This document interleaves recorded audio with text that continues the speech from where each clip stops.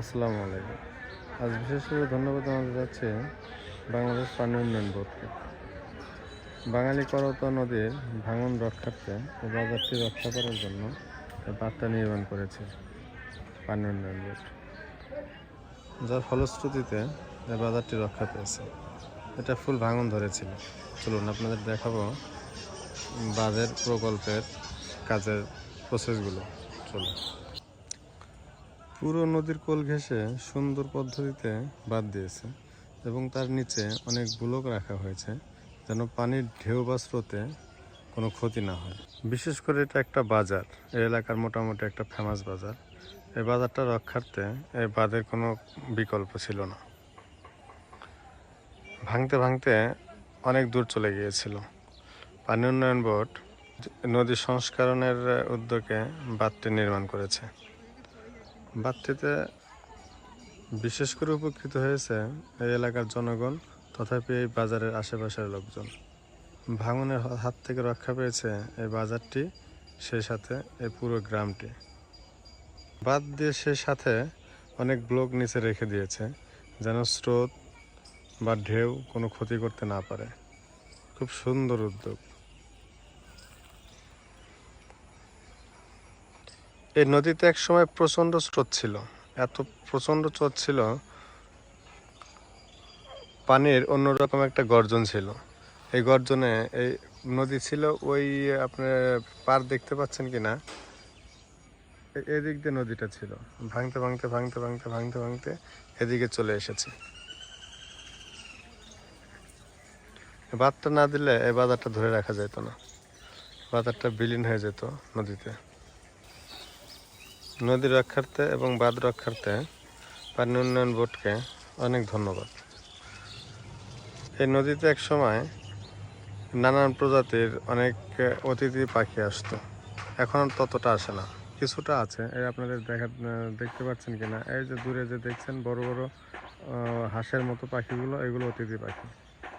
এগুলো একটা মৌসুমে ভরে যেত, অনেক আসতো, কিন্তু এখন অতটা বেশি আসে না। নদী অনেকটা ছোট হয়ে গেছে, অনেক মরে গেছে। এটা নদীর তলা। এখন যদিও চৈত্র মাস চলে, নদী শুকিয়ে গেছে। ভরা মৌসুমে অনেক স্রোত থাকে, তবে এখন অনেকটা কমে গেছে আর কি। স্রোত এখন অনেক কমে গেছে, আগের মতো গর্জন নেই। আগে প্রচুর পানি হয়তো, ঢেউ হয়তো, স্রোত হয়তো। এই দেখেন একটা বক পাখি মাছ শিকার করছে নদীর তলাতে।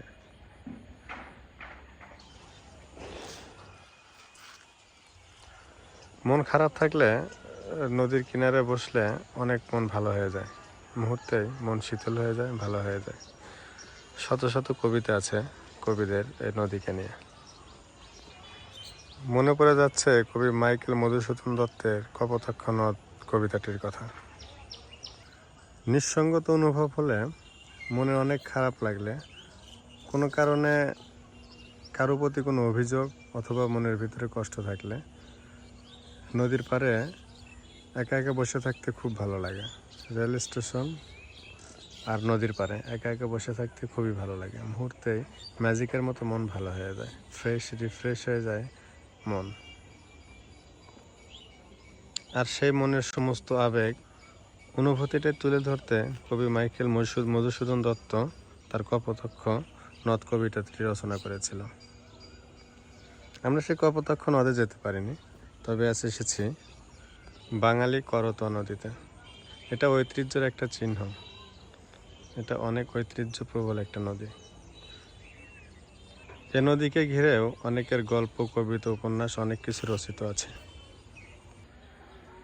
নদী বাঁচলে প্রকৃতি বাঁচবে, মানুষ বাঁচবে, জলাশয় বাঁচবে, পশু পাখি বাঁচবে, সৌন্দর্য বাঁচবে।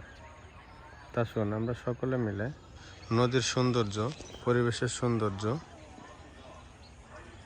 রক্ষার চেষ্টা করি। আজ এই পর্যন্তই, বিদায় নিচ্ছি আপনাদের কাছ থেকে। আবারও দেখা হবে নতুন কোনো ভিডিও নিয়ে, নতুন কোনো বিষয় নিয়ে, নতুন কোনো উপস্থাপন নিয়ে। সে পর্যন্ত ভালো থাকুন, সুস্থ থাকুন। আল্লাহ হাফেজ। আসসালামু আলাইকুম।